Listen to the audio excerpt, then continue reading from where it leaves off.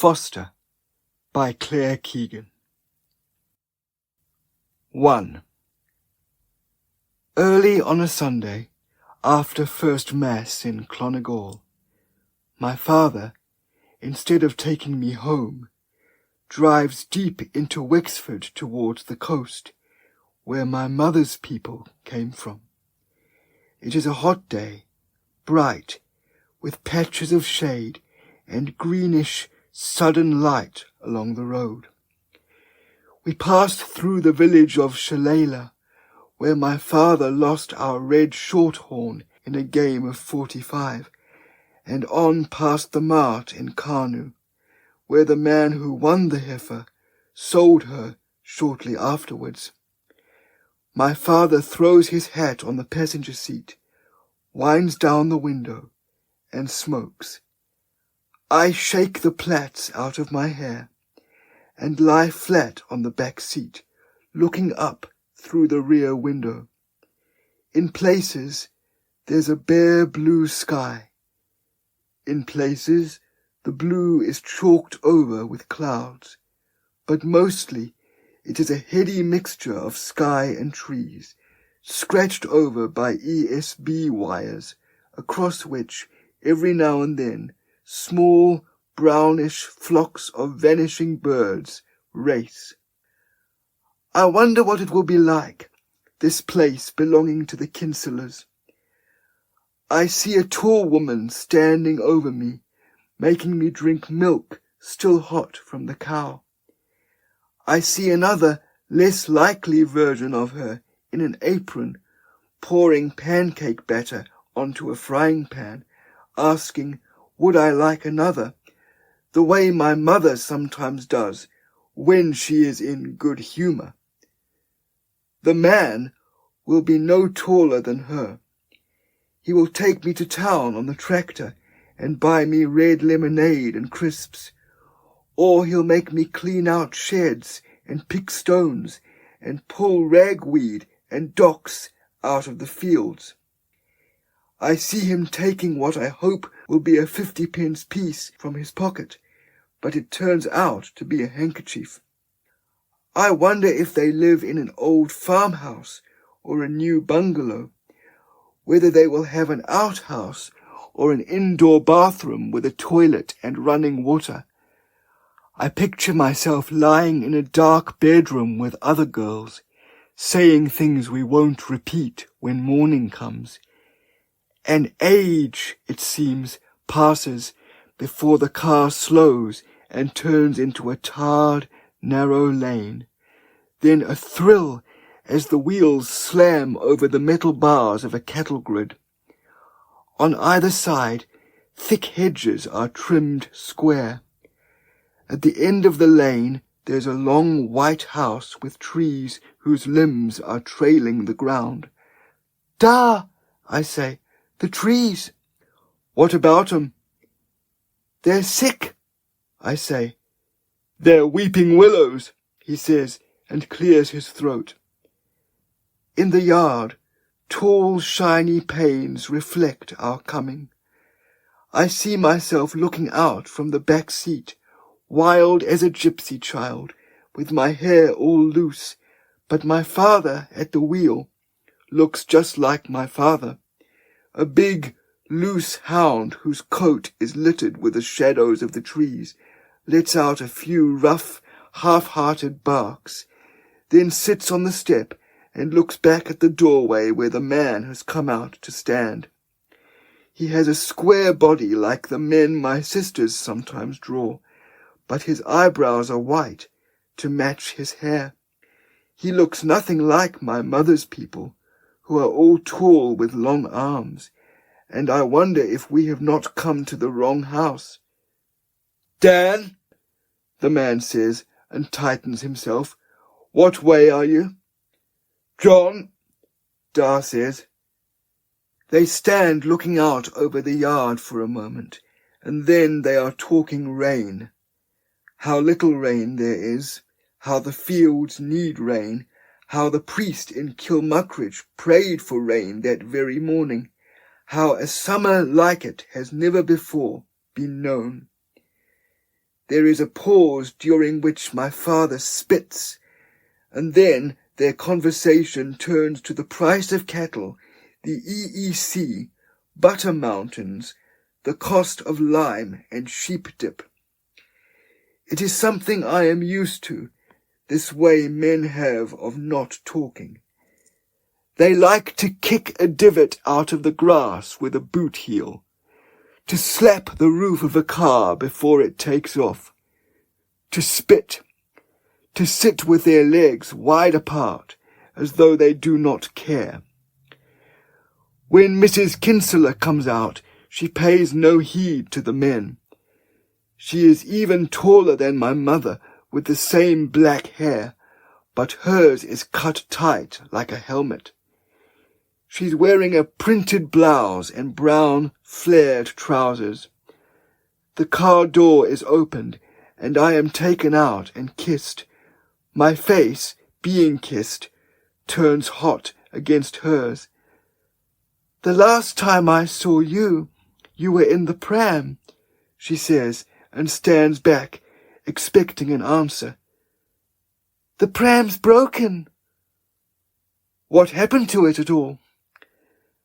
"My brother used it for a wheelbarrow, and the wheel fell off." She laughs and licks her thumb and wipes something off my face.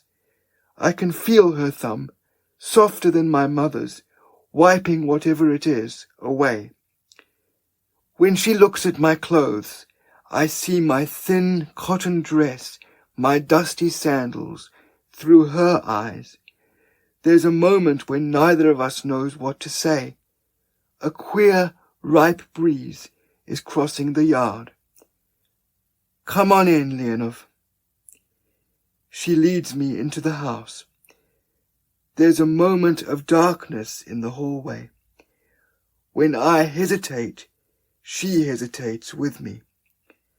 We walk through into the heat of the kitchen, where I am told to sit down, to make myself at home.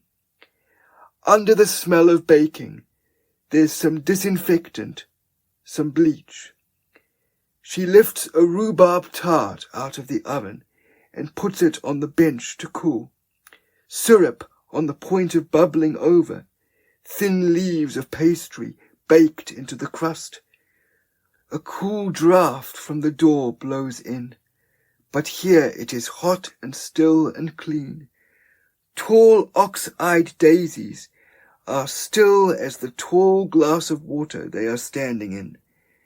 There is no sign anywhere of a child. "So, how is your mummy keeping?" "She won a tenner on the prize bonds." "She did not." "She did," I say. "We all had jelly and ice cream, and she bought a new tube and a mending kit for the bicycle." "Well, wasn't that a treat?" "It was," I say, and feel again the steel teeth of the comb against my scalp from earlier that morning, the strength of my mother's hands as she wove the plaits tight, her belly at my back, hard with the next baby. I think of the clean pants she packed in the suitcase, the letter, and what she might have written. Words had passed between them. "How long should they keep her?" "Can't they keep her as long as they like?" "Is that what I'll say?" my father said. "Say what you like. Sure isn't it what you always do?" Now Mrs. Kinsella fills an enamel jug with milk. "Your mother must be busy." "She's waiting for them to come and cut the hay." "Have ye not the hay cut?" she says. "Aren't ye late?" When the men come in from the yard, it grows momentarily dark, then brightens once again when they sit down. "Well, missus," says Da, pulling out a chair. "Dan," she says in a different voice, "there's a scorcher of a day." "'Tis hot, surely." She turns her back to watch the kettle, waiting. "Wouldn't the fields be glad of a sup of rain?" Won't we have the rain for long enough?" She looks at the wall as though a picture is hanging there, but there is no picture on that wall, just a big mahogany clock with 2 hands and a big copper pendulum swinging. "Wasn't it a great year for the hay all the same? Never saw the like of it," says Da. "The loft is full to capacity. I nearly split my head on the rafters pitching it in." I wonder why my father lies about the hay. He is given to lying about things that would be nice if they were true. Somewhere farther off, someone has started up a chainsaw, and it drones on like a big stinging wasp for a while in the distance. I wish I was out there, working, as I'm unused to sitting still, and do not know what to do with my hands. Part of me wants my father to leave me here, while another part of me wants him to take me back to what I know. I am in a spot where I can neither be what I always am, nor turn into what I could be. The kettle lets off steam and rumbles up to boiling point, its steel lid clapping. The presence of a black and white cat moves on the window ledge. On the floor, across the hard, clean tiles, the woman's shadow stretches, almost reaching my chair. Kinsella gets up and takes a stack of plates from the cupboard, opens a drawer, takes out knives and forks, teaspoons. He takes the lid off a jar of beetroot, places it on a saucer with a little serving fork, leaves out sandwich spread and salad cream. My father watches closely. Already there's a bowl of tomatoes and onions chopped fine, a fresh loaf, a block of red cheddar. "And what way is Mary?" the woman says. "Mary? She's coming near her time." Da sits back, satisfied. "I suppose the last babby is getting hardy." "Aye," Da says. "It's the feeding them that's the trouble. There's no appetite like a child, and believe you me, this one is no different." "Ah, don't we all eat in spurts, the same as we grow?" says the woman, as though this is something he should know. "She'll eat, but you can work her." Kinsella looks up. "There'll be no need for any of that," he says. "The child will have no more to do than help Edna around the house." "We'll keep the child gladly," the woman echoes. "She's welcome here." "She'll eat you out of house and home," Da says, "but I don't suppose there'll be a word about it this time 12 months. When we sit in at the table, Da reaches for the beetroot. He doesn't use the little serving fork, but pitches it onto the plate with his own. It stains the pink ham, bleeds. Tea is poured. There's a patchy silence as we eat, as our knives and forks break up what's on our plates. Then, after some time, the tart is cut. Cream falls over the hot pastry into pools. Now that my father has delivered me and eaten his fill, he is anxious for his tobacco, to have his smoke and get away. Always it's the same. He never stays in any place long after he's eaten. Not like my mother, who would talk until it grew dark and light again. This, at least, is what my father says, even though I have never known it to happen. With my mother it is all work. Us, the butter-making, the dinners, the washing up and getting ready for mass and school, weaning calves and hiring men to plough and harrow the fields, stretching the money and setting the alarm. But this is a different type of house. Here there is room and time to think. There may even be money to spare. "I'd better hit the road," Da says. What hurry is on you? Kinsella says. The daylight is burning, and I've yet the spuds to spray. There's no fear of blight these evenings, the woman says, but she gets up anyway and goes out the back door with a sharp knife. I want to go with her, to shake the clay off whatever she cuts and carry it back into the house. A type of silence climbs and grows tall between the men while she is out. Give this to Mary, she says, coming in. I'm snowed under with rhubarb, whatever kind of year it is. My father takes the rhubarb from her, but it is awkward as a baby in his arms. A stalk falls to the floor, and then another. He waits for her to pick it up, to hand it to him. She waits for him to do it. Neither one of them will budge. In the end, it's Kinsella who stoops to lift it. There now, he says. Out in the yard, my father throws the rhubarb onto the back seat, gets in behind the wheel, and starts the engine. Good luck to you, he says. I hope this girl will give no trouble. He turns to me then. Try not to fall into the fire, you. I watch him reverse, turn into the lane, and drive away.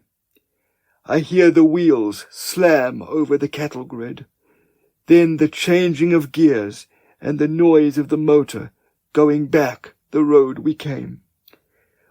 Why did he leave without so much as a goodbye, without ever mentioning that he would come back for me? The strange ripe breeze that's crossing the yard feels cooler now, and big white clouds have marched in across the barn. What's ailing you, child? The woman asks. I look down at my feet, dirty in my sandals. Kinsella stands in close. Whatever it is, tell us. We won't mind. Lord God Almighty, didn't he go off and forget all about your bits and bobs? The woman says. No wonder you're in a state. Well, hasn't he a head like a sieve, that same man? Not a word about it, Kinsella says. We'll have you togged out in no time. There won't be a word about it this time 12 months, the woman says, imitating my father. They laugh hard for a moment, then stop. When I follow the woman back inside, I want her to say something, to put my mind at ease. Instead, she clears the table, picks up the sharp knife, and stands in the light under the window, washing the blade under the running tap. She stares at me as she wipes it clean and puts it away. Now, girleen, she says, I think it's past time you took a bath. 2. Beyond the kitchen, carpeted steps lead to an open room. There's a big double bed with a candle wick spread, and lamps at either side. This, I know, is where they sleep, and I'm glad, for some reason, that they sleep together. The woman takes me through to a bathroom, plugs the drain, and turns the taps on full. The bath fills, and the white room changes so that a type of blindness comes over us. We can see everything, and yet we can't see. Hands up, she says, and takes my dress off. She tests the water, and I step in, trusting her. But this water is too hot. Get in, she says. It's too hot. You'll get used to it. I put one foot through the steam and feel again the same hot scald.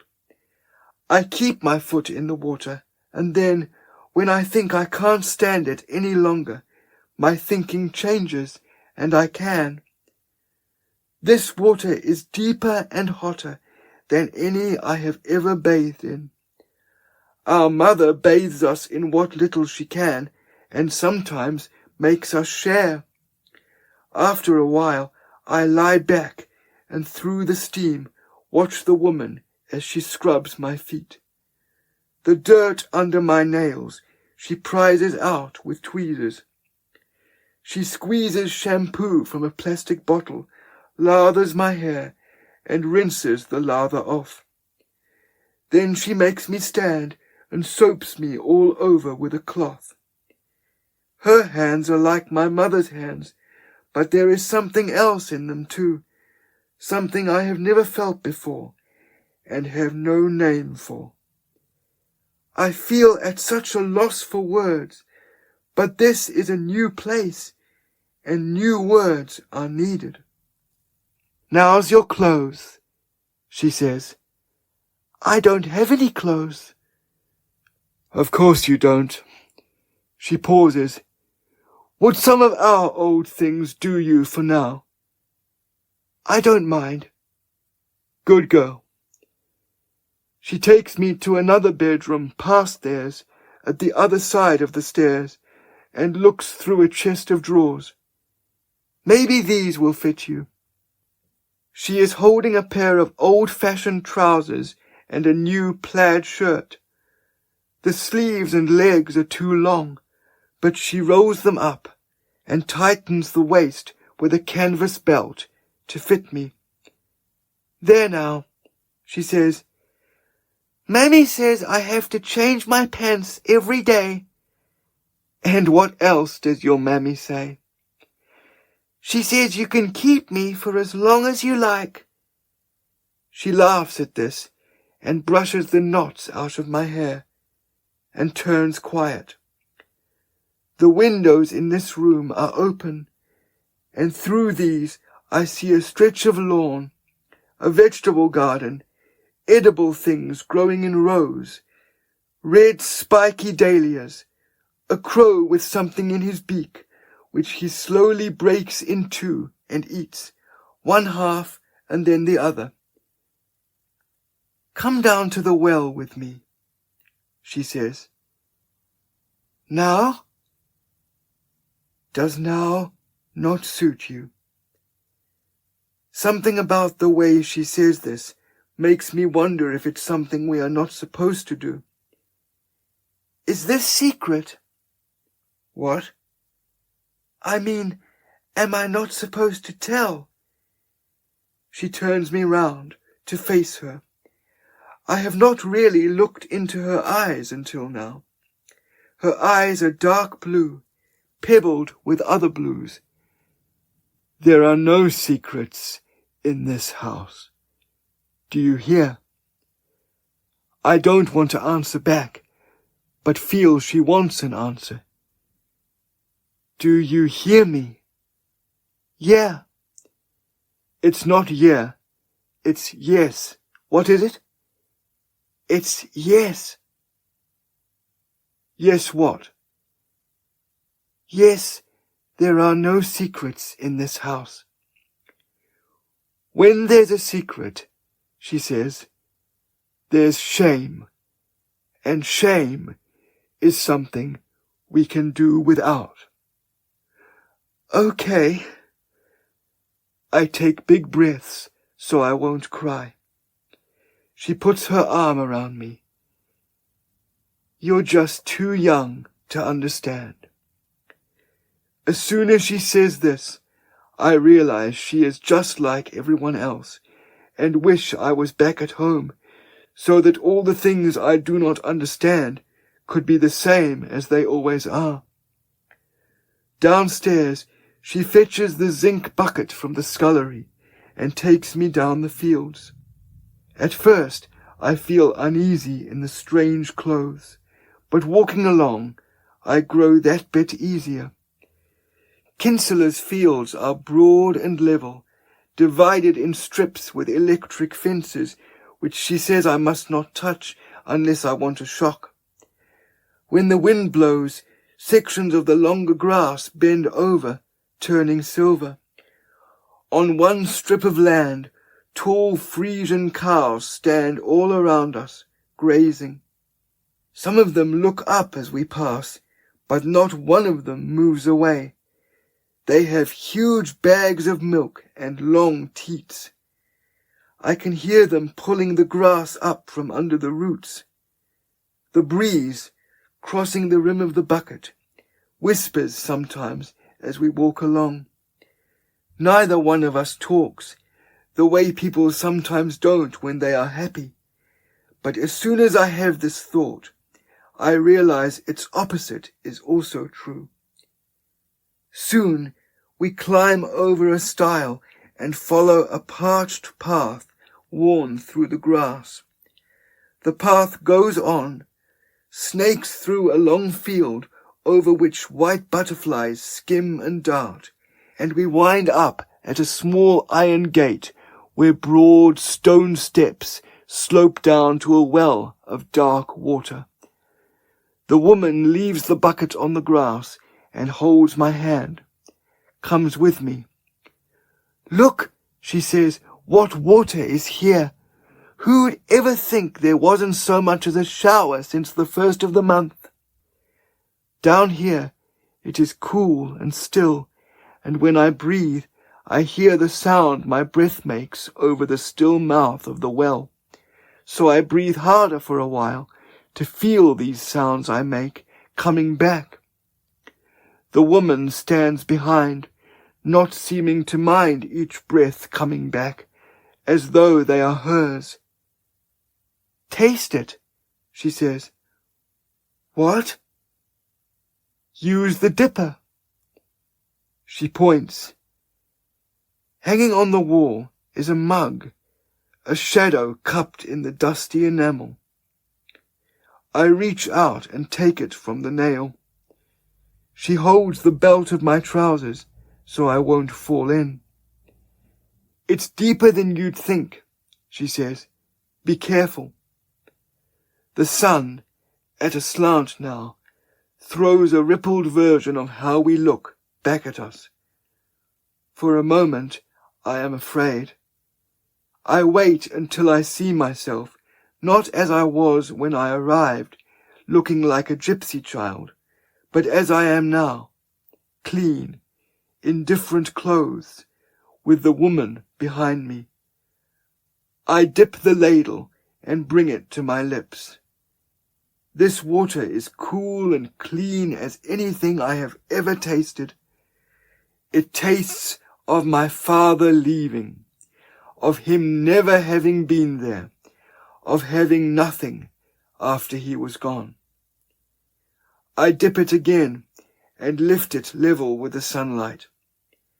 I drink 6 measures of water and wish for now that this place, without shame or secrets, could be my home. Then the woman pulls me back to where I am safe on the grass and goes down alone.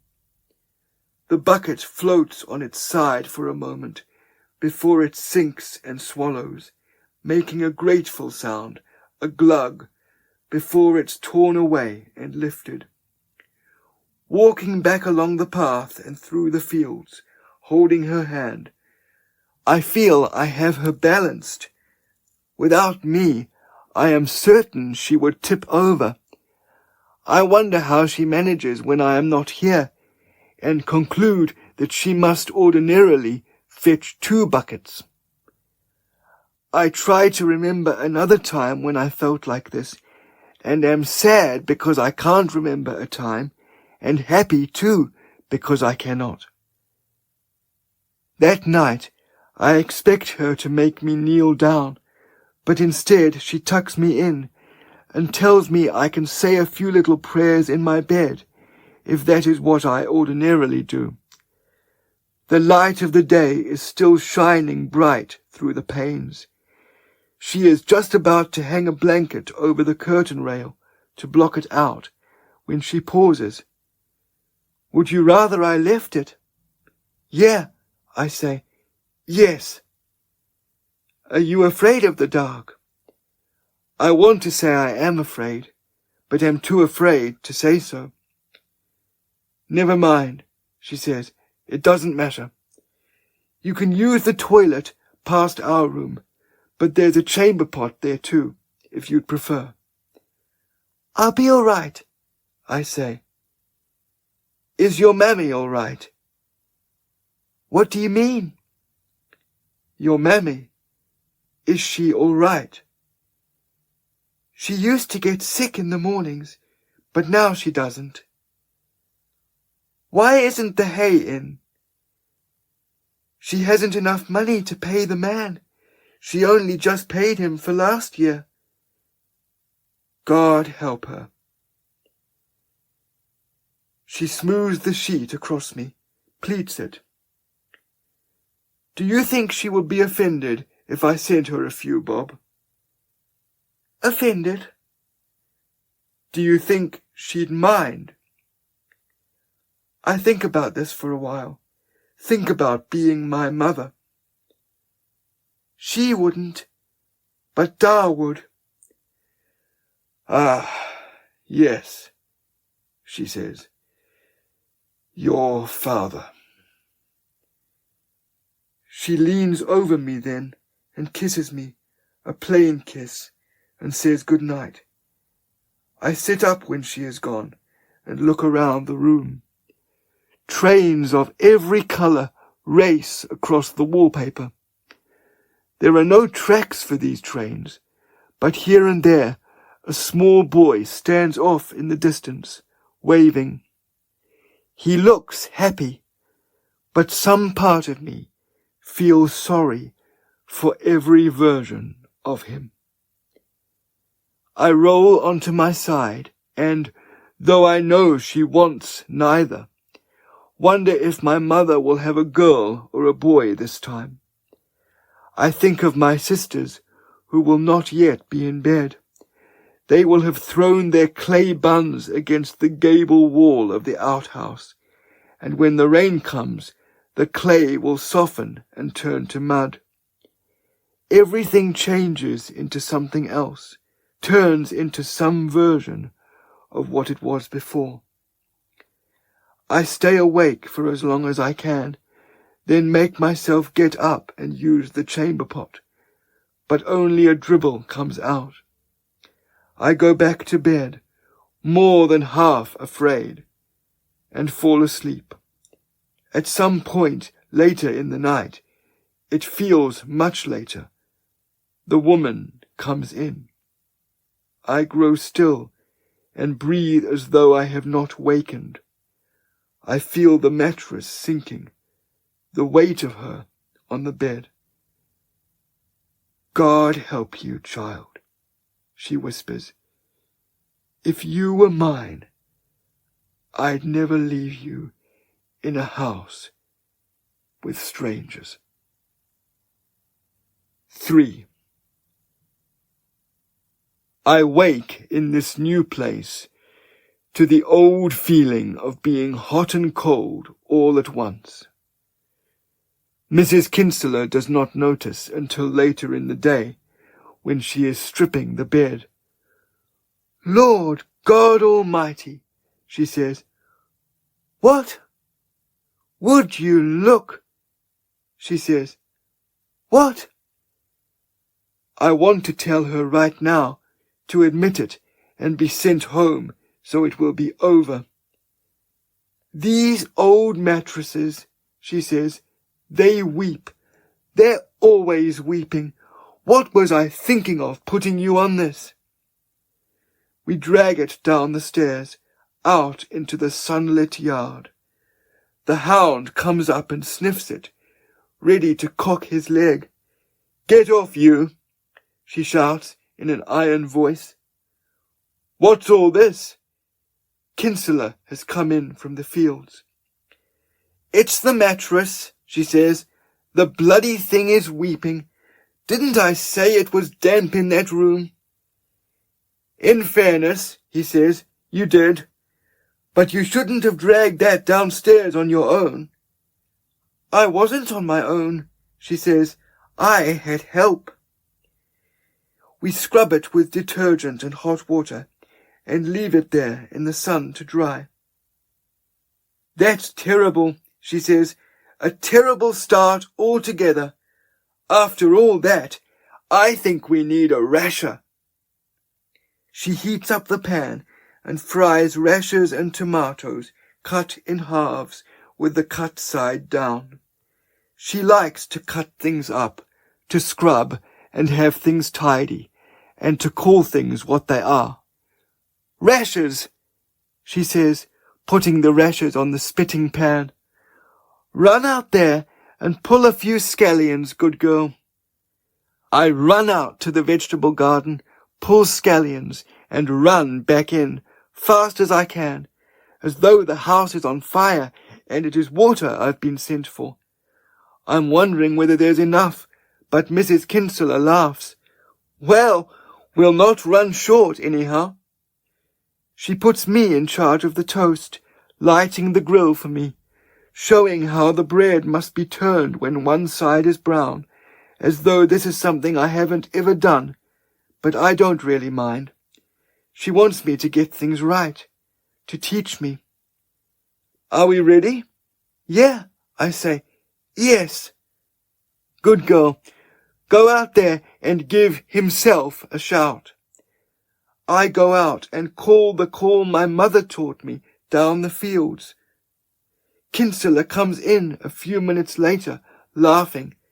Now there's a call and a half, he says. I doubt there's a child in Wexford with a finer set of lungs. He washes his hands and dries them, sits in at the table, and butters his bread. The butter is soft, slipping off the knife, spreading easily. They said on the early news that another striker is dead. Not another. Aye, he passed during the night, poor man. Isn't it a terrible state of affairs? God rest him, Mrs. Kinsella says. It's no way to die. Wouldn't it make you grateful, though, he says. A man starved himself to death, but here I am on a fine day with 2 women feeding me. Haven't you earned it? I don't know, have I? He says. But isn't it happening anyhow? All through the day, I help the woman around the house. She shows me the big white machine that plugs in, a freezer where what she calls perishables can be stored for months without rotting. We make ice cubes, go over every inch of the floors with a hoovering machine, dig new potatoes, make coleslaw and 2 loaves, and then she takes the clothes in off the line while they are still damp, and sets up a board and starts ironing. She is like the man, doing it all without rushing, but neither of them ever really stops. Kinsella comes in and makes tea for all of us, and drinks it standing up with a handful of Kimberley biscuits, then goes back out again. Later, he comes in looking for me. Is the wee girl there? He calls. I run out to the door. Can you run? What? Are you fast on your feet? He says. Sometimes, I say. Well, run down there to the end of the lane as far as the box and run back. The box? I say. The post box. You'll see it there. Be as fast as you can. I take off in a gallop to the end of the lane and find the box and get the letters and race back. Kinsella is looking at his watch. Not bad, he says, for your first time. He takes the letters from me. There's 4 in all, nothing in my mother's hand. Do you think there's money in any of these? I don't know. Ah, you'd know if there was, surely. The women can smell the money. He lifts one, sniffs it. Do you think there's news? I wouldn't know, I say. Do you think there's a wedding invitation? I want to laugh. It wouldn't be yours anyhow, he says. You're too young to be getting married. Do you think you'll ever get married? I don't know, I say. Mammy says I shouldn't accept a present of a man. Kinsella laughs. She could be right there. Still and all, there's no two men the same, and it'd be a swift man that would catch you, Longlegs. We'll try you again tomorrow and see if we can't improve your time. I've to go faster. Oh, aye, he says. By the time this summer ends, you'll be like a reindeer. There'll not be a man in the parish will catch you without a long-handled net and a racing bike. That night, after supper, when Kinsella is reading his newspaper in the parlour, the woman sits down at the cooker and tells me she is working on her complexion. It's a secret, she says. Not many people know about this. She takes a packet of Weetabix out of the cupboard and eats one of them, not with milk in a bowl, but dry out of her hand. Look at me, she says. I haven't so much as a pimple. And sure enough, she doesn't. Her skin is clear. But you said there were no secrets here. This is different. More like a secret recipe. She hands me one, then another, and watches as I eat them. They taste a bit like the dry bark of a tree must taste, but I don't really care, as some part of me is pleased to please her. I eat 5 in all during the 9 o'clock news, while they show the mother of the dead striker. A riot, then the Taoiseach, and then foreign people out in Africa, starving to death. And then the weather forecast, which says the days are to be fine for another week or so. The woman sits me on her lap through it all, and idly strokes my bare feet. You have nice long toes, she says. Nice feet. Later, she makes me lie down on the bed before I go to sleep, and cleans the wax out of my ears with a hair clip. You could have planted a geranium in what was there, she says. Does your mammy not clean out your ears? She hasn't always time, I say, guarded. I suppose the poor woman doesn't, she says, what with all of ye. She takes the hairbrush then, and I can hear her counting under her breath to 100. And then she stops and plats it loosely. I fall asleep fast that night, and when I wake, the old feeling is not there. Later that afternoon, when Mrs. Kinsella is making the bed, she looks at me, pleased. Your complexion is better already, see, she says. All you need is minding. 4. And so the days pass. I keep waiting for something to happen, for the ease I feel to end, to wake in a wet bed, to make some blunder, some big gaffe, to break something. But each day follows on much like the one before. We wake early with the sun coming in, and have eggs of one kind or another, with toast and marmalade for breakfast. Then Kinsella puts on his cap and goes out to the yard. Myself and Mrs. Kinsella make a list out loud of jobs that need to be done, and just do them. We pull rhubarb, make tarts, paint the skirting boards, take all the bedclothes out of the hot press, and hoover out the spider webs, and put all the clean clothes back in again, make scones, scrub the bathtub, sweep the staircase, polish the furniture, boil onions for onion sauce, and put it in containers in the freezer, pull the weeds out of the flower beds, and then, when the sun goes down, water things, Then it's a matter of supper and the walk across the fields and down to the well. Every evening the television is turned on for the 9 o'clock news, and then, after the forecast, I'm told it is time for bed. Sometimes people come into the house at night. I can hear them playing cards and talking.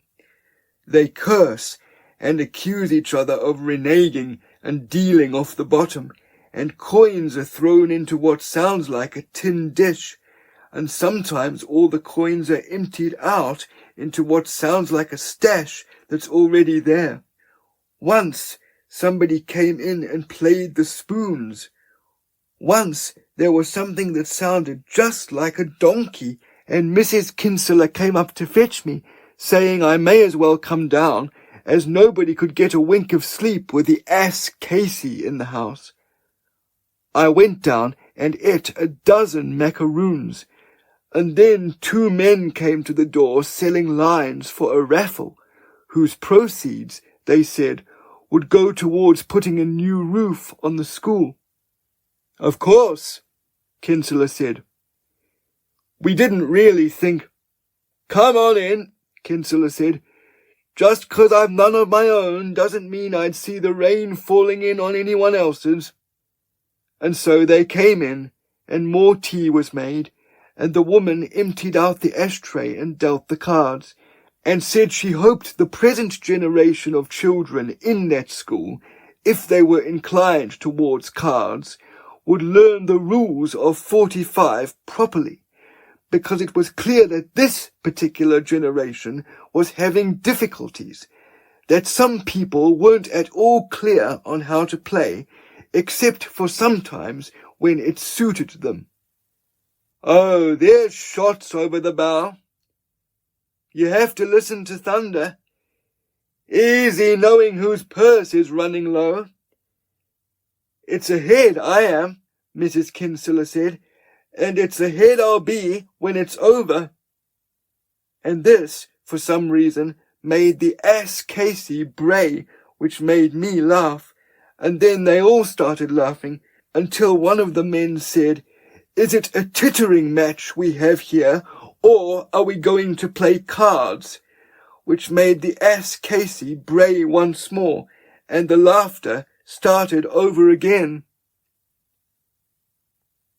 5. One afternoon, while we are topping and tailing gooseberries for jam, when the job is more than half done and the sugar is already weighed and the pots warmed, Kinsella comes in from the yard and washes and dries his hands and looks at me in a way he has never done before. I think it's past time we got you togged out, girl. I am wearing a pair of navy blue trousers and a blue shirt the woman took from the chest of drawers. What's wrong with her? Mrs. Kinsella says. Tomorrow's Sunday, and she needs something more than that for Mass, he says. I'll not have her going as she went last week. Sure isn't she clean and tidy? You know what I'm talking about, Edna. He sighs. Why don't you go up there and change, and I'll run us all into Gory. The woman keeps on picking the gooseberries from the colander, stretching her hand out, but a little more slowly each time, for the next. At one point, I think she will stop, but she keeps on until she is finished, and then gets up and places the colander on the sink, and lets out a sound I've never heard anyone make, and slowly goes upstairs. Kinsella looks at me and smiles a hard kind of a smile, then looks over at the window ledge where a sparrow has come down to perch and readjust her wings. The little bird seems uneasy, as though she can scent the cat who sometimes sits there. Kinsella's eyes are not quite still in his head. It's as though there's a big piece of trouble stretching itself out in the back of his mind. He toes the leg of a chair, and looks over at me. "You should wash your hands and face before you go to town," he says. "Didn't your father even bother to teach you that much?" I freeze in the chair, waiting for something much worse to happen. But Kinsella does nothing more. He just stands there, locked in the wash of his own speech. As soon as he turns, I race for the stairs, but when I reach the bathroom, the door won't open. "It's all right," the woman says after a while from inside, and then, shortly afterwards, opens it. "Sorry for keeping you." She has been crying, but she isn't ashamed.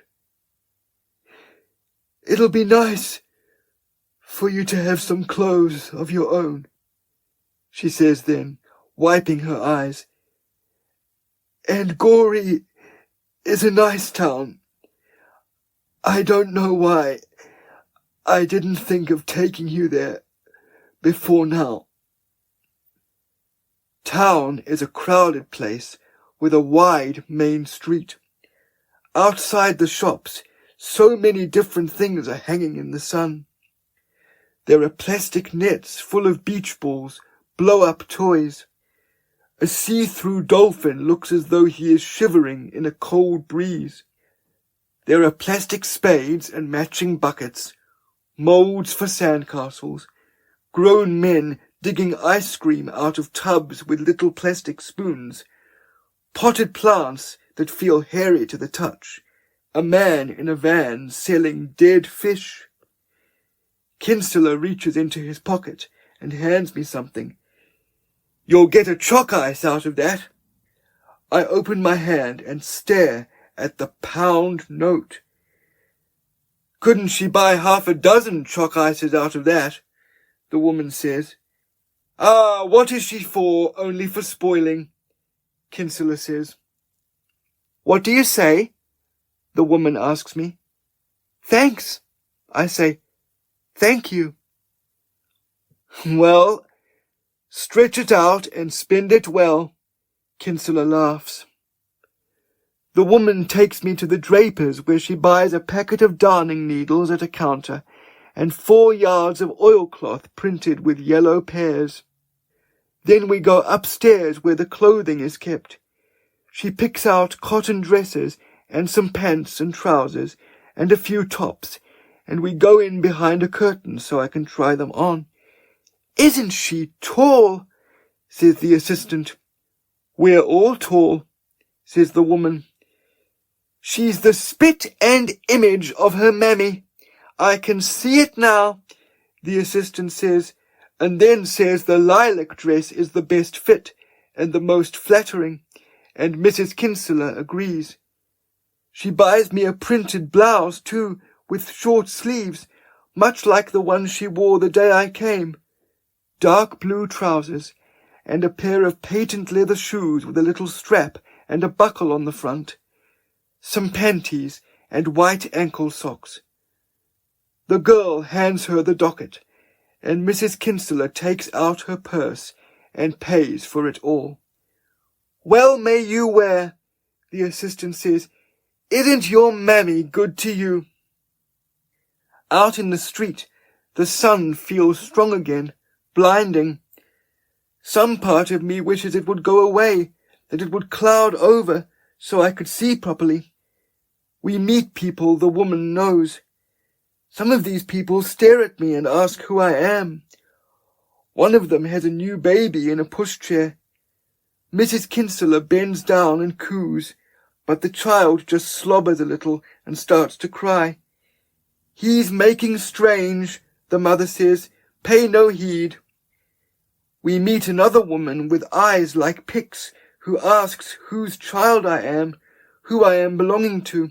When she is told, she says, "Ah, isn't she company for you all the same, God help you."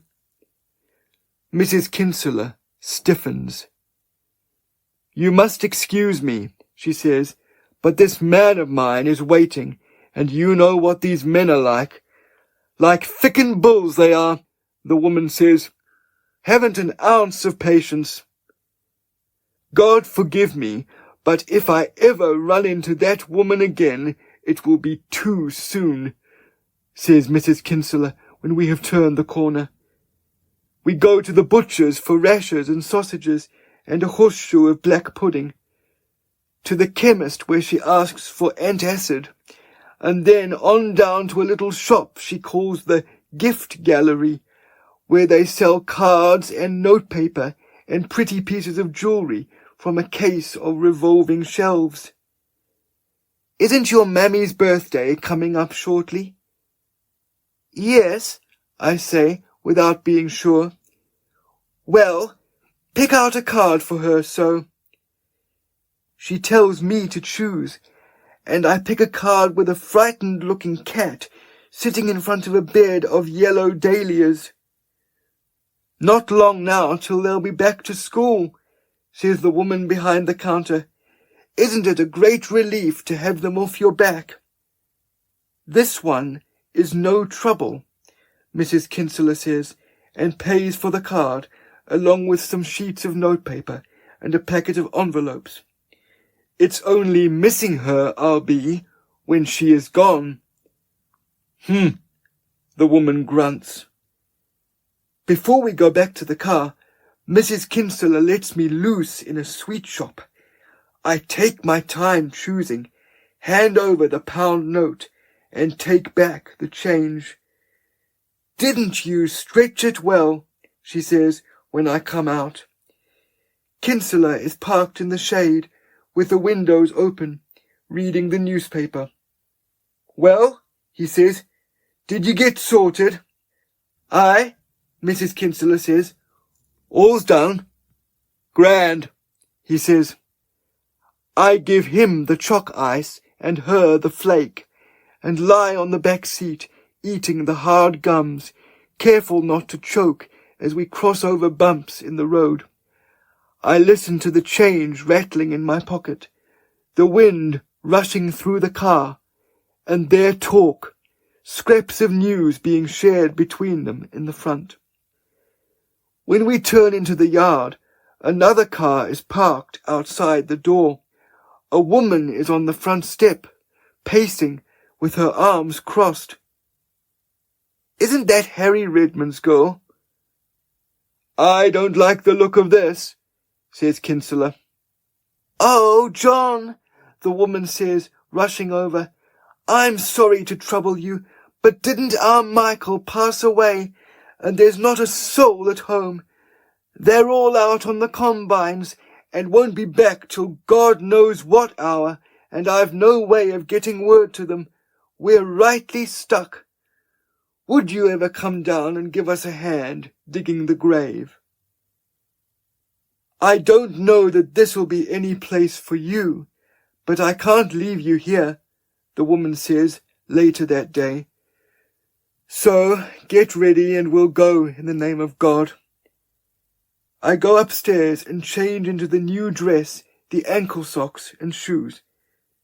Don't you look nice, she says when I come down. John's not always easy, but he's hardly ever wrong. Walking down the road, there's a taste of something darker in the air, of something that might fall and blow and change things. We pass houses whose doors and windows are wide open, long flapping clotheslines, gravelled entrances to other lanes. At the bend, a bay pony is leaning up against a gate, but when I reach out to stroke his nose, he whinnies and canters off. Outside a cottage, a black dog with curls all down his back comes out and barks at us hotly through the bars of a gate.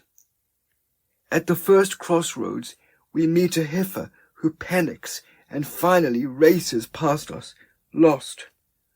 All through the walk, the wind blows hard and soft and hard again through the tall, flowering hedges, the high trees.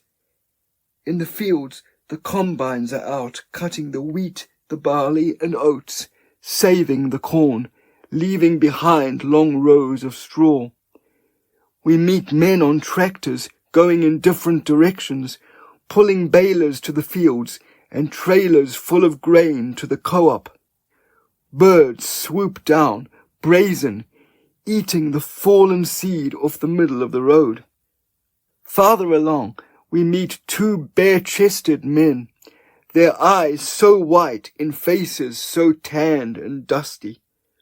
The woman stops to greet them and tells them where we are going.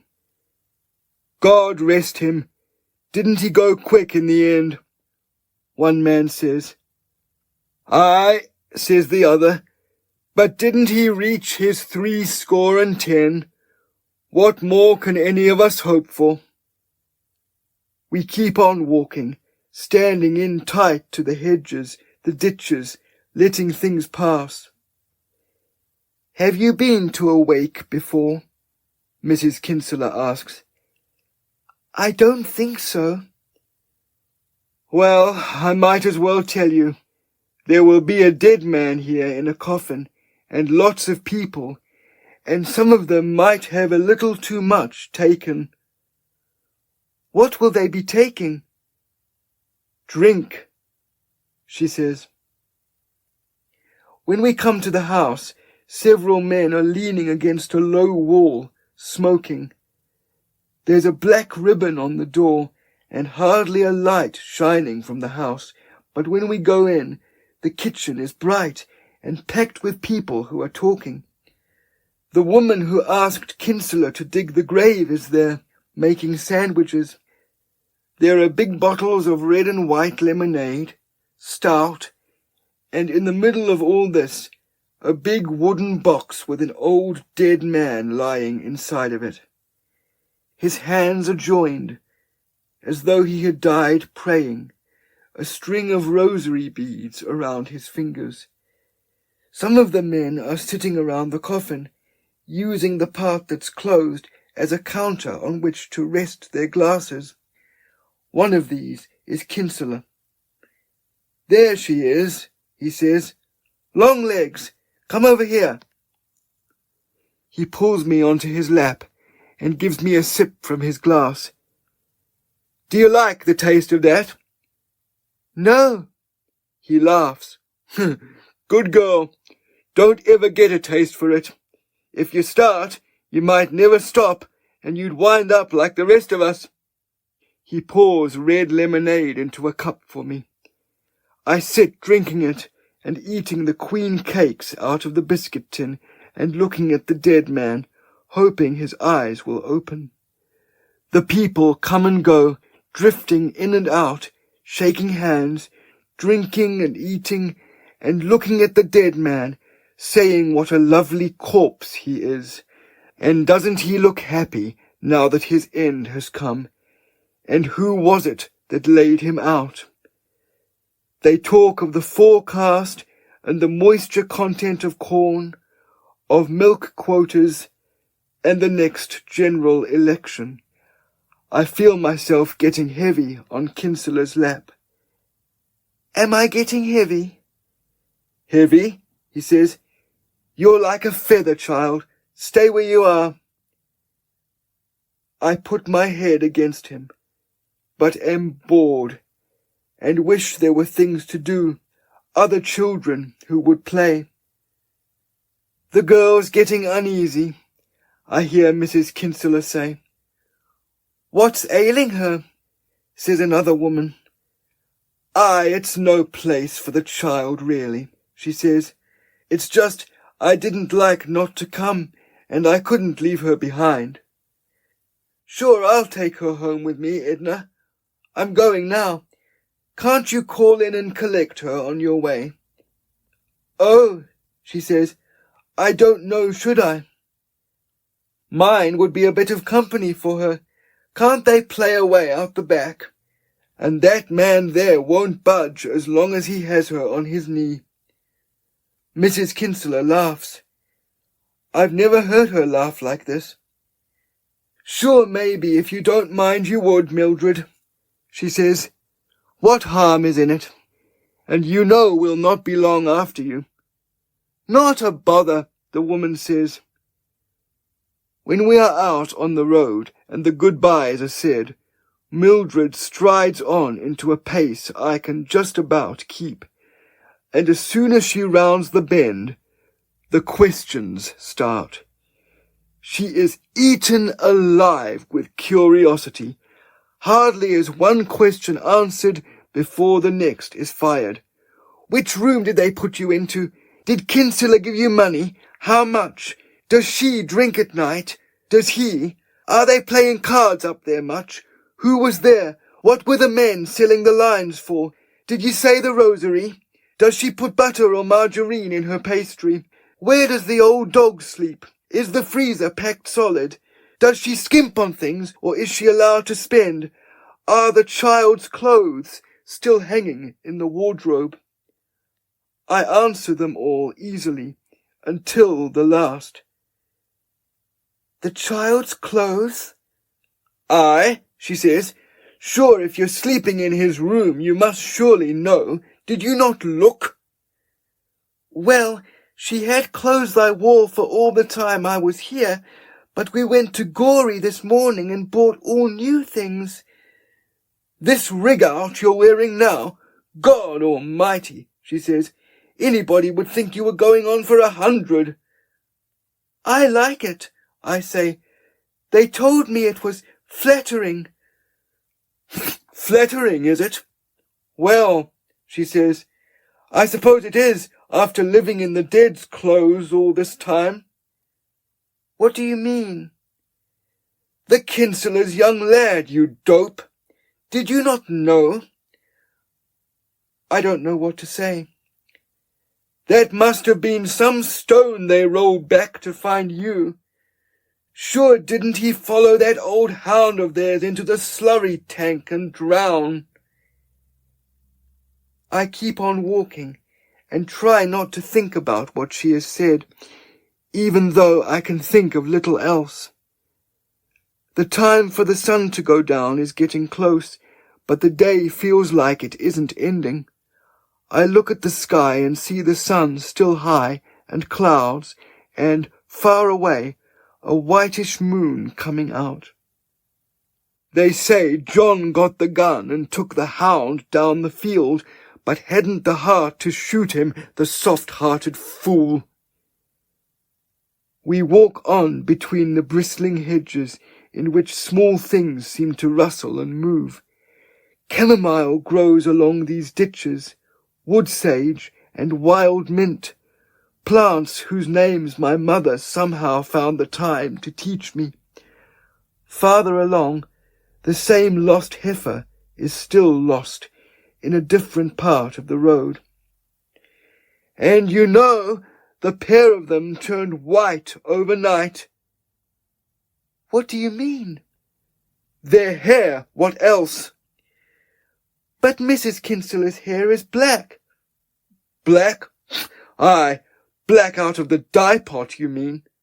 She laughs. I wonder at her laughing like this. I wonder at the clothes and how I'd worn them, and the boy in the wallpaper, and how I never put it all together. Soon we come to the place where the black dog is barking through the bars of the gate. Shut up and get in, you, she says to him. It's a cottage she lives in, with uneven slabs of concrete outside the front door, overgrown shrubs, and tall red-hot pokers growing out of the ground. Here I must watch my head, my step. When we go in, the place is cluttered, and an older woman is smoking at the cooker. There's a baby in a high chair. He lets out a cry when he sees Mildred, and drops a handful of marrow-fat peas over the ledge. Look at you, she says, the state of you. I'm not sure if it's the older woman or the child she is talking to. She takes off her cardigan and sits down and starts talking about the wake. Who was there, the type of sandwiches that were made, the queen cakes, the corpse who was lying up crooked in the coffin and hadn't even been shaved properly, how they had plastic rosary beads for him, the poor fucker. I don't know whether to sit or stand, to listen or leave. But just as I am deciding what to do, the dog barks and the gate opens, and Kinsella comes in, stooping under the doorframe. "Good evening, all," he says. "Ah, John," Mildred says. "You weren't long. We're only in the door. Aren't we only in the door, child?" "Yes." Kinsella hasn't taken his eyes off me. "Thanks, Mildred. It was good of you to take her home." "It was nothing," the woman says. "She's a quiet young one, this." She says what she has to say, and no more. "May there be many like her," he says. "Are you ready to come home, Petal?" I get up, and he says a few more things to smooth things over, the way people do. I follow him out to the car, where Mrs. Kinsella is waiting. "Were you all right in there?" she says. I say I was. "Did she ask you anything?" "A few things, nothing much." "What did she ask you?" "She asked me if you use butter or margarine in your pastry." "Did she ask you anything else?" "She asked me was the freezer packed tight." "There you are," says Kinsella. "Did she tell you anything?" the woman asks. I don't know what to say. "What did she tell you?" "She told me you had a little boy who followed the dog into the slurry tank and died, and that I wore his clothes to Mass last Sunday." When we get home, the hound gets up and comes out to the car to greet us. It's only now I realize I've not heard either one of them call him by his name. Kinsella sighs and goes off to milk. When he comes inside, he says he's not ready for bed, and that there will be no visitors tonight anyhow on account of the wake. Not, he says, that he wants any. The woman goes upstairs and changes and comes back down in her nightdress. Kinsella has taken my shoes off and has put what I now know is the boy's jacket on me. "What are you doing now?" Mrs. Kinsella says. "What does it look like? Couldn't she break her neck in these?" He goes out, stumbling a little, then comes back in with a sheet of sandpaper and scuffs up the soles of my new shoes so I will not slip. "Come on," he says, "we'll break them in." "Didn't she already break them in? Where are you taking her?" "Only as far as the Strand," he says. "You will be careful with that girl, John Kinsella," she says, "and don't you go without the lamp." "What need is there for a lamp on a night like tonight?" he says, but he takes it anyhow, as it's handed to him. There's a big moon shining on the yard, chalking our way onto the lane and along the road. Kinsella takes my hand in his. As soon as he takes it, I realize my father has never once held my hand, and some part of me wants Kinsella to let me go, so I won't have to feel this. It's a hard feeling, but as we walk along, I begin to settle and let the difference between my life at home and the one I have here be. He takes shorter steps so we can walk in time. I think about the woman in the cottage, of how she walked and spoke, and conclude that there are huge differences between people. When we reach the crossroads, we turn right down a steep, sloping road. The wind is high and hoarse in the trees, tearing fretfully through the dry boughs as their leaves rise and swing. It's sweet to feel the open road falling away under us, knowing we will, at its end, come to the sea. The road goes on, and the sky, everything, seems to get brighter. Kinsella says a few meaningless things along the way, then falls into the quiet way he has about him, and time passes without seeming to pass, and then we are in a sandy, open space where people must park cars. It is full of tire marks and potholes, a rubbish bin which seems not to have been emptied in a long time. We're almost there now, Petal. He leads me up a steep hill where, on either side, tall rushes bend and shake. My feet sink in the deep sand, and the climb takes my breath. Then we are standing on the crest of a dark place where the land ends, and there is a long strand and water which I know is deep and stretches all the way to England. Far out in the darkness, 2 bright lights are blinking. Kinsella lets me loose, and I race down the far side of the dune to the place where the black sea hisses up into loud, frothy waves. I run towards them as they back away and retreat, shrieking when another crashes in. When Kinsella catches up, we take our shoes off. In places, we walk along with the edge of the sea clawing at the sand under our bare feet. In places, he leaves me to run. At one point, we go in until the water is up to his knees, and he lifts me onto his shoulders. "Don't be afraid," he says. "What?" "Don't be afraid." The strand is all washed clean, without so much as a footprint. There's a crooked line close to the dunes, where things have washed up. Plastic bottles, sticks, the handle of a mop whose head is lost, and, farther on, a stable door, its bolt broken. "Some man's horse is loose tonight," Kinsella says.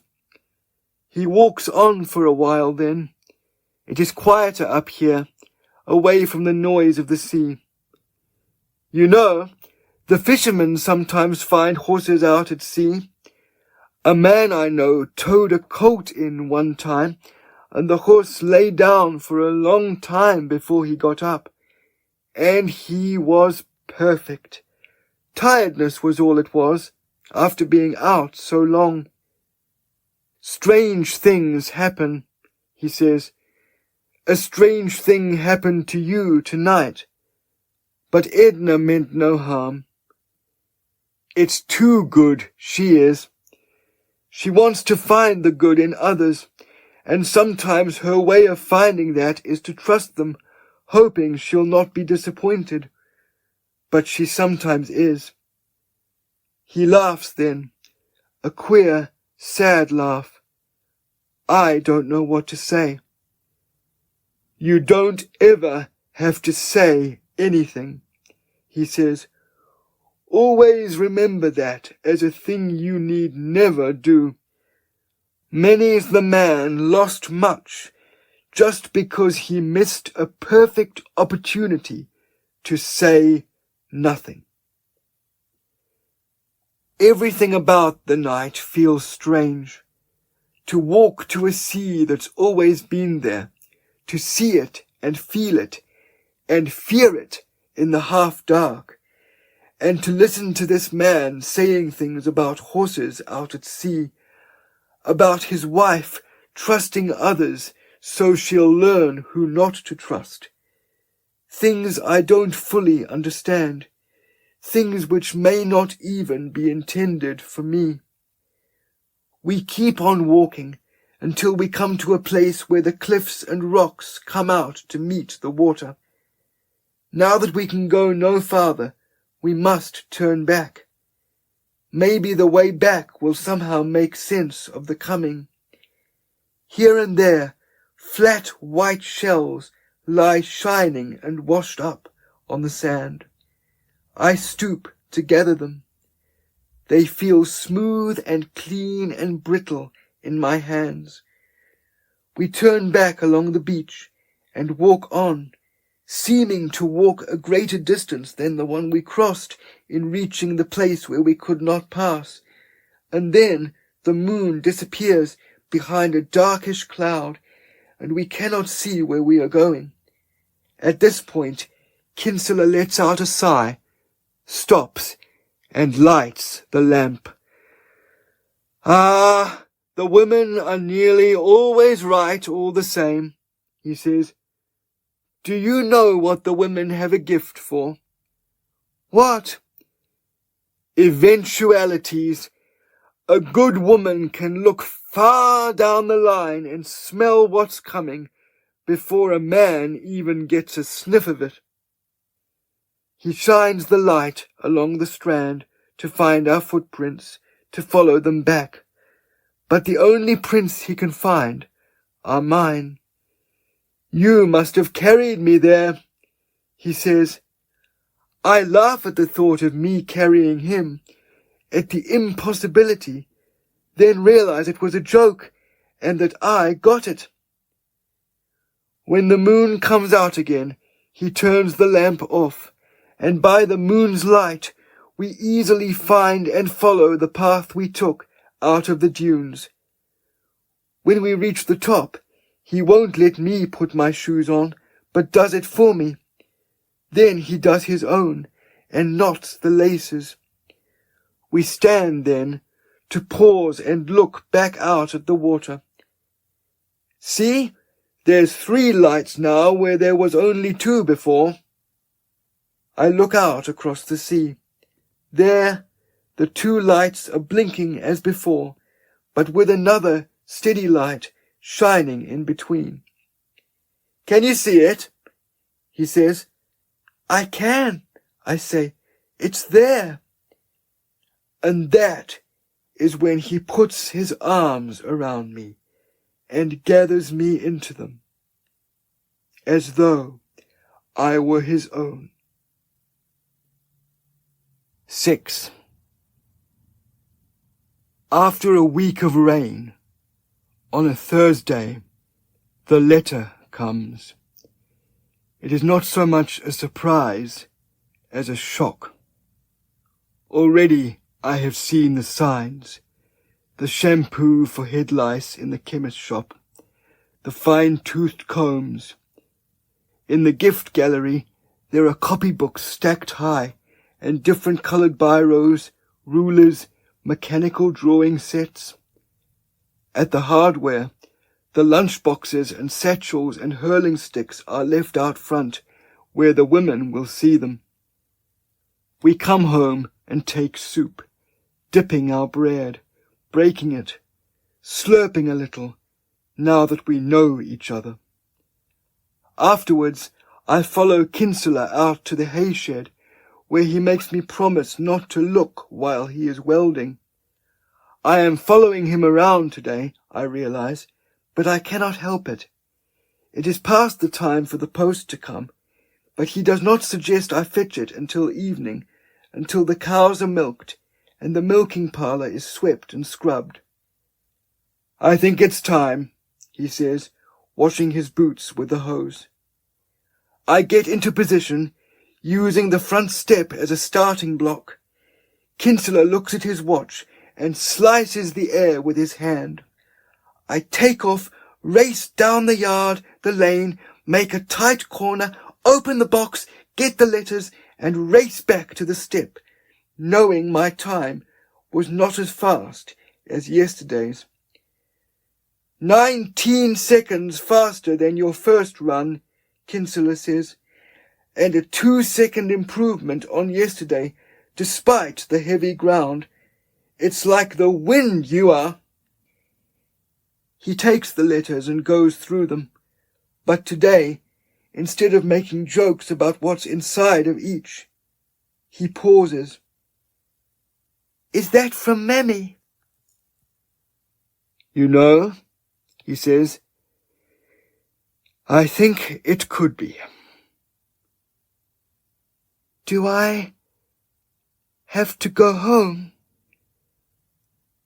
Well, it's addressed to Edna, so why don't we give it in to her and let her read it? We go into the parlour where she is sitting with her feet up, looking through a book of knitting patterns. There's a coal fire in the grate, and little plumes of black smoke sliding back down into the room. This chimney, we never got it cleaned, John. I'm sure there must be a crow's nest. Kinsella slides the letter onto her lap, over what she is reading. She sits up, opens the letter, and reads it. It's one small sheet with writing on both sides. She puts it down, then picks it up and reads it again. Well, she says, you have a new brother. 9 pounds, 2 ounces. Great, I say. Don't be like that, Kinsella scolds. What? I say. And school starts on Monday, she says. Your mother has asked us to leave you up at the weekend so she can get you togged out and all. I have to go back then? Aye, she says. But didn't you know that? I nod and look at the letter. You couldn't stay here forever with us 2 old forgeries. I stand there and stare at the fire, trying not to cry. It is a long time since I have done this, and, in doing it, remember that it is the worst thing you can possibly do. I don't so much hear as feel Kinsella leaving the room. Don't upset yourself, the woman says. Come over here. She shows me pages with knitted jumpers and asks me which pattern I like best. But all the patterns seem to blur together, and I just point to one, a blue one, which looks like it might be easy. Well, you would pick the hardest one in the book, she says. I'd better get started on that this week, or you'll be too big for it by the time it's knitted. 7. Now that I know I must go home, I almost want to go, to get it over with. I wake earlier than usual and look out at the wet fields, the dripping trees, the hills, which seem greener than they did when I came. I think back to this time, and it seems so long ago, when I used to wet the bed and worry about breaking things. Kinsella hangs around all day doing things, but not really finishing anything. He says he has no discs for the angle grinder, no welding rods, and cannot find the vice grip. He says he got so many jobs done in the long stretch of fine weather that there's little left to do. We are out looking at the calves who are feeding. With warm water, Kinsella has made up their milk replacement, which they suck from long rubber teats until the teats run dry. It's an odd system, taking the calves off the cows and giving them milk replacement so Kinsella can milk their mothers and sell the milk. But they look content. Could you leave me back this evening? This evening? Kinsella says. Yes. I nod. Any evening will have to suit me, he says. I'll take you back whenever you want, Petal. I look at the day. The day is like any other, with a flat grey sky hanging over the yard, and the wet hound on watch outside the front door. Well, I had better milk early so, he says.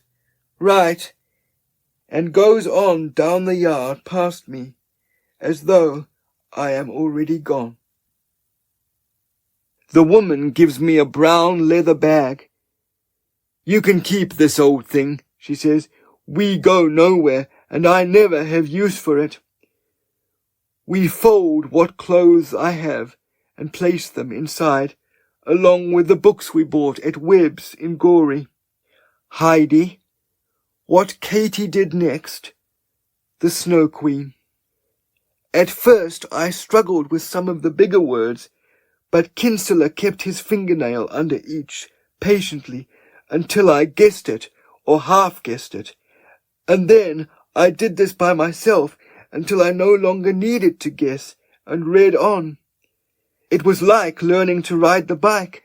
I felt myself taking off, the freedom of going places I couldn't have gone before, and it was easy. Mrs. Kinsella gives me a bar of yellow soap and my face cloth, the hairbrush. As we gather all these things together, I remember the days we spent, where we got them, what was sometimes said, and how the sun, for most of the time, was shining. Just then, a car pulls into the yard. It's a neighbouring man I remember from the night of cards.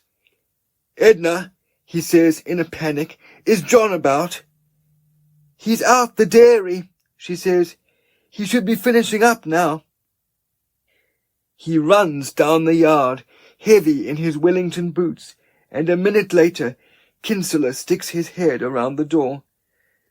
Joe Fortune needs a hand pulling a calf, he says. Would you ever just finish off the parlour? I have the herd out. I will, surely. I'll be back just as soon as I can. Don't I know you will? She puts on her anorak and goes down the yard to the milking parlour. I sit, restless, and wonder should I go out to help, but come to the conclusion that I'll only be in the way. So I sit at the range and look to where a watery light is trembling across the scullery, shining off the zinc bucket.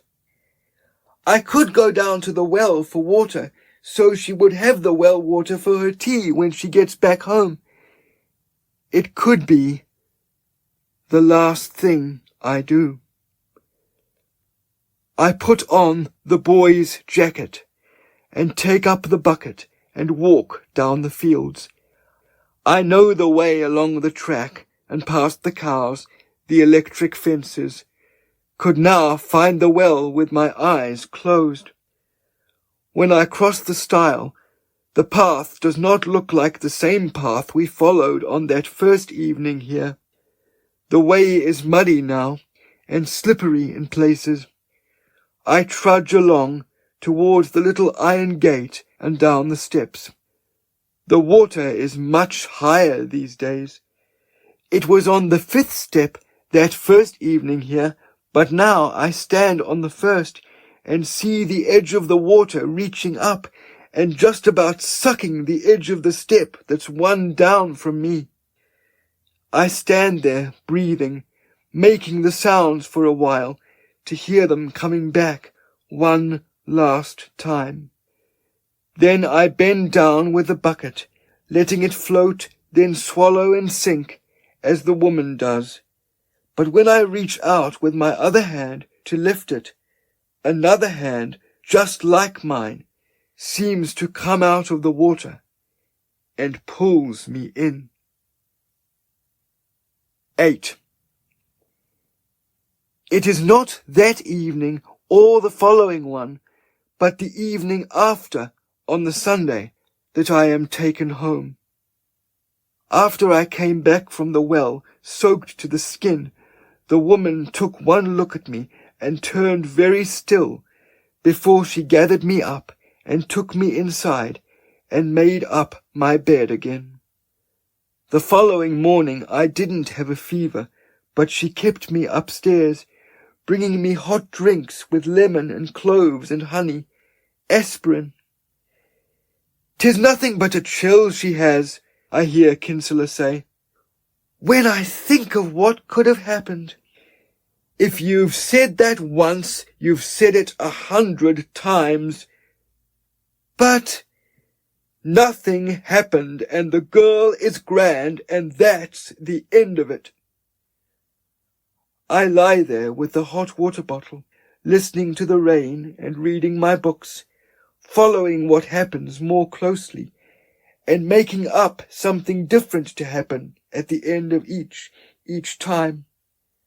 I doze and have strange dreams of the lost heifer panicking on the night strand, of bony brown cows having no milk in their teats, of my mother climbing up and getting stuck in an apple tree. Then I wake and drink the broth and whatever else the woman gives me. On Sunday I am allowed to get up, and we pack everything again as before. Towards evening we have supper and wash and change into our good clothes. The sun has come out, is lingering in long, cool slants, and the yard is dry in places.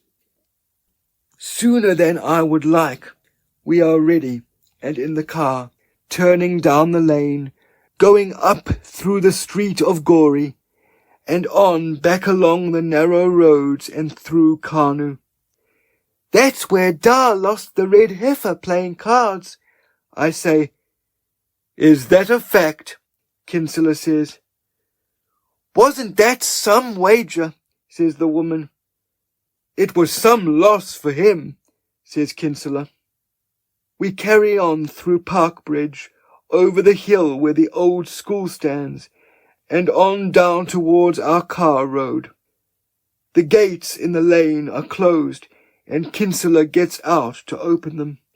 He drives through, closes the gates behind him, and drives on very slowly to the house. I feel now that the woman is making up her mind as to whether or not she should say something, but I don't really know what it is, and she gives me no clue. The car stops in front of the house. The dogs bark, and my sisters race out. I see my mother looking through the window with what is now the second youngest in her arms. Inside, the house feels damp and cold. The lino is all tracked over with dirty footprints. Mammy stands there with my little brother and looks at me. You've grown, she says. Yes, I say. Yes, is it? She says, and raises her eyebrows. She bids the Kinsellas good evening and tells them they are welcome and to sit down if they can find a place to sit, and fills the kettle from the bucket under the kitchen table. I take the playthings off the car seat under the window to make space. Mugs are taken off the dresser. A loaf of bread is sliced. Butter and jam left out. Oh, I brought you jam, Mrs. Kinsella says. Don't let me forget to give it to you, Mary. I made this out of the rhubarb you sent down, Ma says. That's the last of it. I should have brought more, the woman says. I wasn't thinking. Where's the new edition? Kinsella asks. Oh, he's up in the room there. You'll hear him soon enough. Is he sleeping through the night for you? On and off, Ma says. The same child could crow at any hour. My sisters look at me as though I'm an English cousin coming over to touch my dress, the buckles on my shoes. They seem different, thinner, and have nothing to say. We sit in to the table and eat the bread and drink the tea. When a cry is heard from upstairs, Ma gives my brother to Mrs. Kinsella and goes up to fetch the baby. The baby is pink and crying, his fists tight.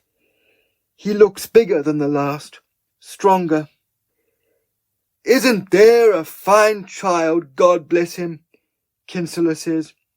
Isn't he a dote, Mrs. Kinsella says, holding on to the other.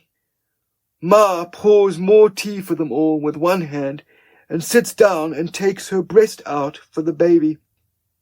Her doing this in front of Kinsella makes me blush. Seeing me blush, Ma gives me a long, deep look. No sign of himself, Kinsella says. He went out there earlier, wherever he's gone, Ma says. A little bit of talk starts up then, rolls back and forth, bumping between them for a while. Soon after, a car is heard outside. Nothing more is said until my father appears and throws his hat on the dresser. Evening all, he says. Dan, says Kinsella. Ah, there's the prodigal child, he says. You came back to us, did you? I say, I did. Did she give trouble? Trouble, Kinsella says.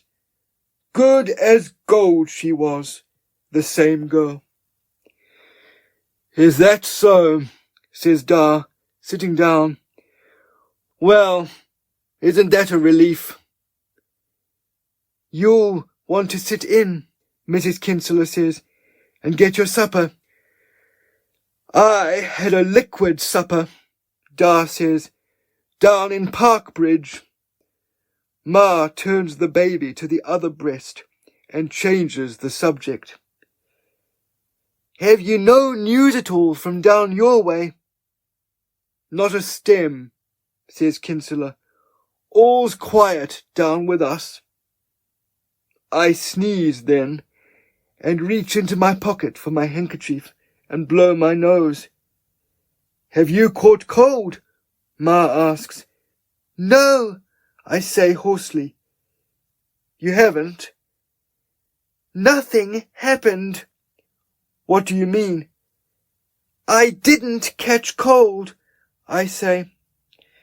I see, she says, giving me another deep look. The child's been in the bed for the last couple of days, says Kinsella. Didn't she catch herself a wee chill? Aye, says Da. You couldn't mind them, you know yourself. Dan, Ma says in a steel voice. Mrs. Kinsella looks uneasy, like she was the day of the gooseberries. You know, I think it's nearly time that we were making tracks, Kinsella says. It's a long road home. Ah, what hurry is on ye? Ma says. No hurry at all, Mary, just the usual. These cows don't give you any opportunity to have a lie-in. He gets up then and takes my little brother from his wife and gives him to my father. My father takes the child and looks across at the baby suckling. I sneeze and blow my nose again. That's a right dose you came home with, Da says. It's nothing she hasn't caught before and won't catch again, Ma says. Sure isn't it going around? Are you ready for home? Kinsella asks. Mrs. Kinsella stands then, and they say their goodbyes and go outside. I follow them out to the car with my mother, who still has the baby in her arms. Kinsella lifts out the box of jam, the 4-stone sack of potatoes. These are floury, he says. Queens they are, Mary. We stand for a little while, and then my mother thanks them, saying it was a lovely thing they did to keep me. No bother at all, says Kinsella. The girl was welcome, and is welcome again any time, Mrs. Kinsella says. She's a credit to you, Mary, Kinsella says. You keep your head in the books, he says to me. I want to see gold stars on them copybooks next time I come up here. He gives me a kiss then, and the woman hugs me. And then I watch them getting into the car and feel the doors closing and a start when the engine turns and the car begins to move away. Kinsella seems more eager to leave than he was in coming here. What happened at all? Ma says, now that the car is gone. Nothing, I say. Tell me. Nothing happened. This is my mother I am speaking to.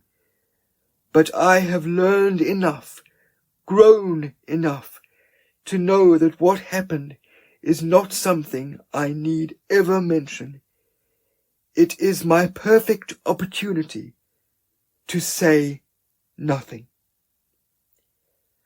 I hear the car braking on the gravel in the lane, the door opening, and then I am doing what I do best. It's nothing I have to think about. I take off from standing and race on down the lane. My heart does not so much feel that it is in my chest as in my hands, and that I am carrying it along swiftly, as though I have become the messenger for what is going on inside of me. Several things flash through my mind. The boy in the wallpaper, the gooseberries, the moment when the bucket pulled me under, the lost heifer, the mattress weeping, the third light. I think of my summer, of now, mostly of now. As I am rounding the bend, reaching the point where I daren't look, I see him there, putting the clamp back on the gate, closing it. His eyes are down, and he seems to be looking at his hands, at what he is doing. My feet batter on along the rough gravel, along the strip of tatty grass in the middle of our lane. There is only one thing I care about now, and my feet are carrying me there. As soon as he sees me, he stops and grows still. I do not hesitate, but keep on running towards him, and by the time I reach him, the gate is open, and I am smack against him and lifted into his arms. For a long stretch, he holds me tight. I feel the thumping of my heart, my breaths coming out, then my heart and my breaths settling differently. At a point which feels much later, a sudden gust blows through the trees and shakes big, fat raindrops over us. My eyes are closed, and I can feel him, the heat of him, coming through his good clothes. When I finally open my eyes and look over his shoulder, it is my father I see, coming along, strong and steady, his walking stick in his hand. I hold on as though I'll drown if I let go, and listen to the woman who seems, in her throat, to be taking it in turns, sobbing and crying, as though she is crying not for one now, but for two. I daren't keep my eyes open, and yet I do, staring up the lane, past Kinsella's shoulder, seeing what he can't. If some part of me wants with all my heart to get down and tell the woman who has minded me so well that I will never, ever tell, Something deeper keeps me there, in Kinsella's arms, holding on. Daddy! I warn him. I call him. Daddy!